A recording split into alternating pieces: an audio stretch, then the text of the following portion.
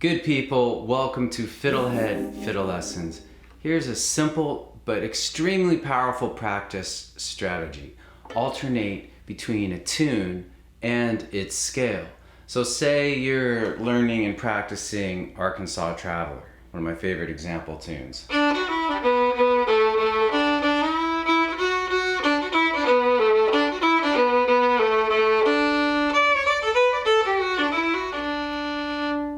So as you practice the tune, pause on the tune and just do the D major scale, and do this all with a D drone.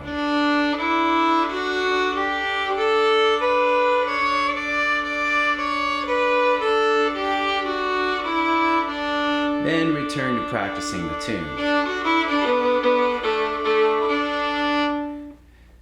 In addition to doing big chunks like the whole tune or the whole A part, you can do this powerful practice on small chunks. So let's look at the fourth quarter of the A part. So those 8 notes are very hard for people. So you could focus on this. Maybe loop it. And then take a little break from that and play the scale. And then return to that bit that's challenging.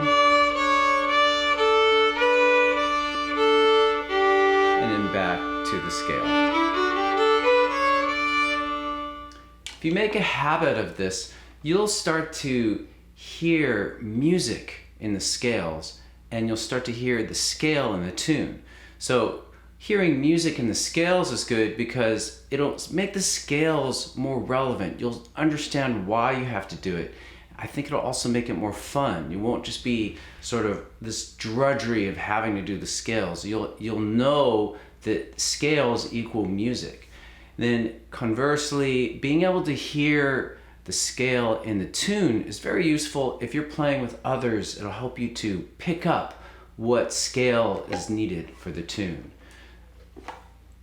This will also help you to improvise. The more you can kind of make this connection between the tune and the scale, the better you'll be able to improvise.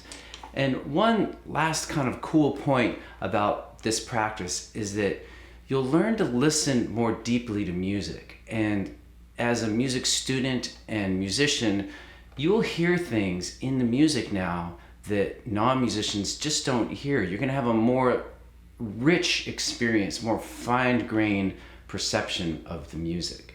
So those are some of the benefits of this practice of alternating between a tune and its scale. This may be a good idea to start with the scale, by the way, but whatever works for you, just find a way to continuously alternate. Let's do a few more examples. So there's the tune Road to Lisdonverna. This is in the key of E Dorian, a minor sounding key, and so we'll use an E drone to practice the tune.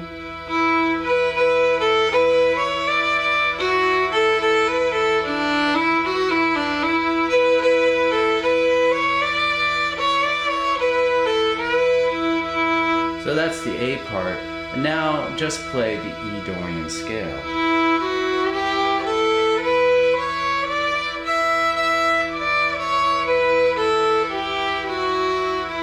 Another nice thing about this practice of alternating between the tune and the scale, it gives you an opportunity to sort of reset. So if you're learning a tune that's challenging for you, you kind of take a step back, just play the scale, get a good sound, kind of connect with your body and this basic good sound, and then return to the challenging thing.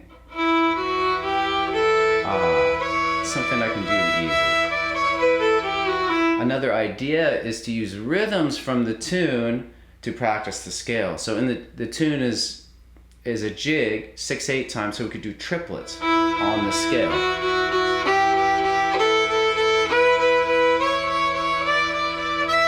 We also have this rhythm in the tune, like long, short, right? So we could use that on the scale.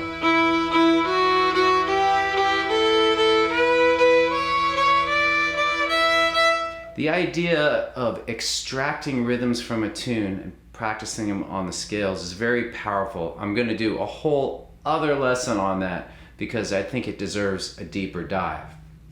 But anyway, so that's Road to Lisdonverna. Remember, you can alternate between small little bits and the scale, like.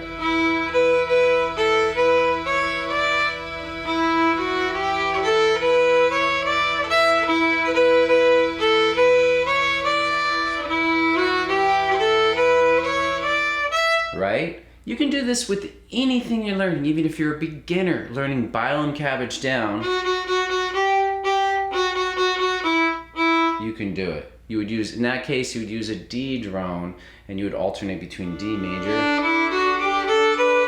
Even if you only know the first notes on the D string, that's a kind of scale on its own. I call that a mini scale, but it's the same idea. You're connecting with those notes, practicing them in a simple way, and then returning to the tune. Let's do one more example. Let's do Old Joe Clarke. So the tune is, and the scale is A Mixolydian. So we would use an A drone and the Mixolydian scale, A, 1, 2, 3, E1, low, 2, 3. Do you guys know the Mixolydian scale? Should I do a lesson on that? Let me know in a comment if you think I should.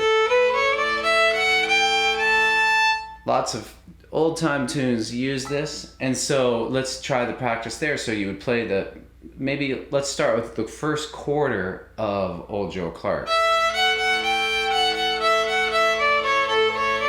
Then the scale, and back to that quarter.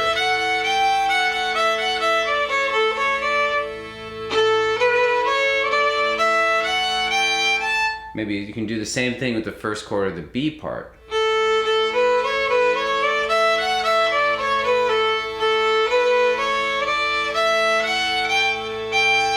Or do the lower octave of the A Mixolydian scale. Oh. I started to do A Dorian, but we want to do A Mixolydian.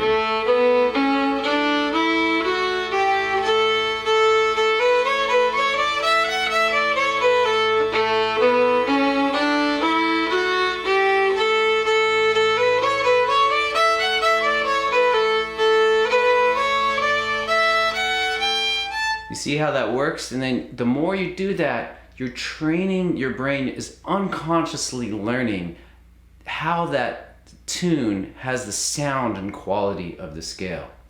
Okay, so let's sum up what we've learned. The take-home message is scale practice doesn't have to be torture. And if you manage to make it fun with this technique of alternating between tune and a scale, or there's lots of ways you can make scale practice fun. But if you manage to do that and you actually do your scales every day, it will accelerate your learning. You will learn more quickly if you do this. So I hope you guys take that to heart, and whatever you do, find a way to work the scales in a fun and productive way. Hey, thanks for watching another Fiddle Lesson. Having fun teaching you guys, having fun meeting you in the online live lessons, and let's just keep playing music together. All right, see ya. Go to fiddlehead.com for a progressive step-by-step course outline, color-coded tabs, play-along tracks, sheet music, and much more. Thanks for watching the video. Excellent.